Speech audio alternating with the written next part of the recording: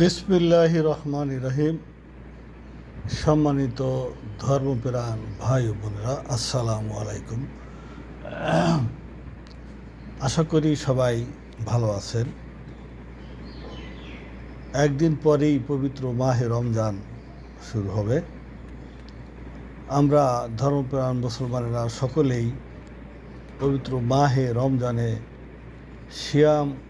সিয়াম সাধনার জন্য প্রস্তুত হয়ে আছি। এই সিয়াম সাধনার মাধ্যমে আমাদের একটি মূল্যবান ফরজ আদায় হবে এবং আমাদের ভিতরে সম্প্রীতি বৃদ্ধি পাবে, আমাদের ভিতরে তাকওয়া পরহেজগারি বৃদ্ধি পাবে। আমরা খোদার সন্তুষ্টি অর্জন করতে পারব।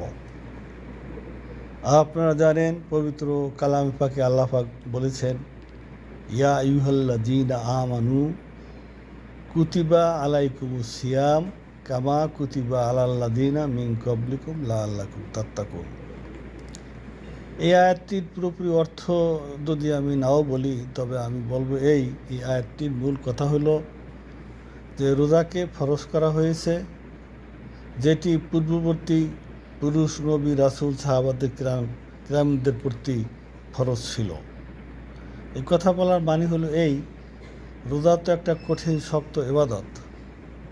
এটা করতে কোনো মানুষের যাতে গরিমসি না আসে, আলস্য, অবহেলা, গ্যাস্ট্রিক না হয়, এই জন্য এই কথাটা বলেছেন।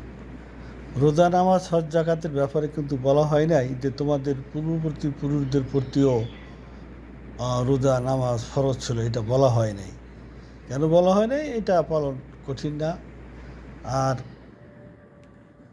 যাতে অনীহা এবং একাগ্রতা আসে